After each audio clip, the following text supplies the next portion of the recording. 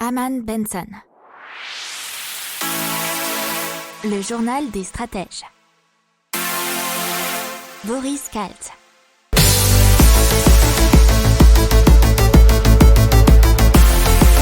Bonjour à tous et bienvenue dans le journal des stratèges pour une revue de l'actualité éco-tech et impact du jour. Avec à la une, on va vous parler de la Suède, champion du recyclage, mais aussi d'Orange, Carrefour et BNP Paribas qui sont champions des économies d'énergie. Dans l'économie, ça va être le procès de Natixis, à la suite des subprimes, de la crise des subprimes. Dans la tech, on va vous parler de Highlights, qui est un dispositif d'affichage pour les motards, de Gabi Smart Care pour la médecine pédiatrique, ensuite de PowerZ pour éduquer les enfants grâce aux jeux vidéo, et dans l'impact de Zero Gashi Smart Way, la lutte contre le gaspillage alimentaire des industriels. Vous écoutez le journal des stratèges numéro 83 et ça commence maintenant.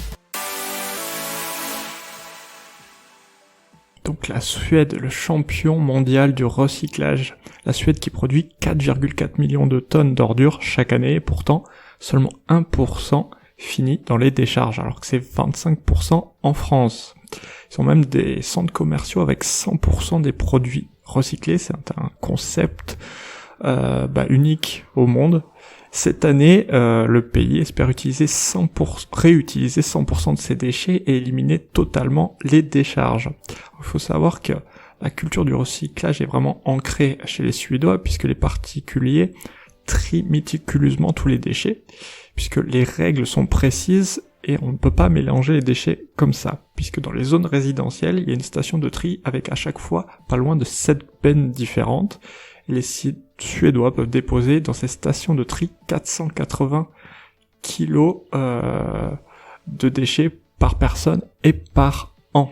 Un concours et une compétition un peu particulière, puisqu'en 2020, en France, 260 établissements se sont affrontés dans un championnat de France des économies d'énergie organisé par l'Institut français pour la performance du bâtiment, qui veut faire de ces économies d'énergie un sport national.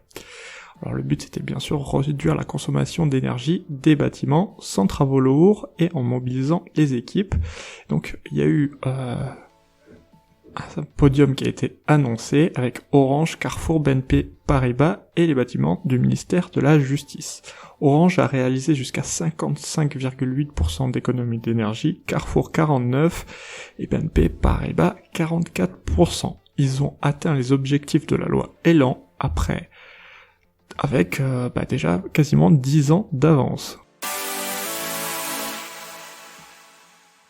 Donc dans l'économie, on va vous parler du procès Natixis. Natixis, c'est le bras financier de Banque Populaire Caisse d'Épargne, et plusieurs personnes et donc se sont constituées en partie civile pour réclamer plus de 5 millions d'euros pour l'indemnisation de la crise des subprimes. Il faut remettre dans le contexte et en substance, fin 2006, Natixis s'est introduit en bourse avec un prix par action à 19 €. En novembre 2007, dans un communiqué sur ses résultats du troisième trimestre de l'année, il faut savoir que Natixis a indiqué que les risques portés par les banques sur les subprimes, les crédits hypothécaires distribués aux États-Unis, étaient limités et donc ne les impacteraient pas, de façon très limitée. Pour autant, fin 2006 en bourse, l'action de Natixis, fin 2009 était cotée à moins d'1 €. Donc de 19,55 fin 2006, elle est passée à moins d'1 € en 2009. Donc vous comprenez la grogne des actionnaires. Et dans la tech, on vous parle de iRide, qui est un affichage tête haute qui s'installe sur tous les casques du marché avec un module optique, un kit audio connecté à une app qui fonctionne sur iOS et Android et qui affiche les applications de plan Google Maps, musique ou encore Spotify. Donc ce qui est très pratique pour continuer à regarder la route tout en ayant ces informations. Et c'est déjà en vente sur leur boutique. Donc on passe à Gavi Smart Care, qui est un monitoring et une plateforme numérique avec bracelet connecté pour les enfants plutôt en bas âge, y compris les bébés prématurés. Alors cette plateforme permet le suivi de 8 paramètres de santé, niveau d'oxygénation du sang, rythme cardiaque, etc. et propose un rapport d'évaluation de la santé pédiatrique de l'enfant basé sur des données, des prédictions personnalisées. Alors le dispositif est maintenant prêt et en test dans plusieurs hôpitaux belges partenaires. Il doit passer l'étape de l'étude clinique. Il y a aussi une étude clinique qui a été lancée aux États-Unis pour que le dispositif médical soit certifié fin 2022 sur le marché et puisse être commercialisé.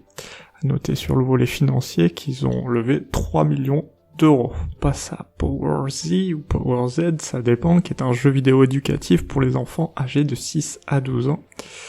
Et alors, il y a plusieurs chapitres pour l'instant, il y en a 2. Premier chapitre, le but c'est d'acquérir des vocabulaires un peu plus complexes pour les enfants, alors que le second, c'est du calcul mental pour avancer dans le jeu. Alors la société est accompagnée de spécialistes de l'éducation pour aborder de nouveaux thèmes au fil du temps. Les enfants pourront aider et proposer des idées pour le développement. Ils ont déjà reçu apparemment 2000 messages d'enfants. Les parents peuvent contrôler le temps de jeu de leurs enfants via une application, et ce qui est original, c'est que le montant à payer pour jouer à Power Z est libre. Et donc, on vous parle maintenant de Zéro Gâchis qui devient Smartway et qui lutte contre le gaspillage alimentaire des industriels. Ils accompagnent déjà des industriels distributeurs comme Auchan, Leclerc, Intermarché. Ils développent une plateforme reposant sur l'intelligence artificielle qui s'appelle Food Waste Management System, qui permet aux équipes des supermarchés de détecter les produits approchant de leur date de péremption pour décider de la meilleure manière de les revaloriser. Alors ils peuvent faire par plusieurs façons, dont l'étiquetage promotionnel pour les vendre plus rapidement, ou d'un don pour les associations caritatives notamment. Ils ont permis une réduction du gaspillage alimentaire de 80%, une augmentation de 51% du résultat net.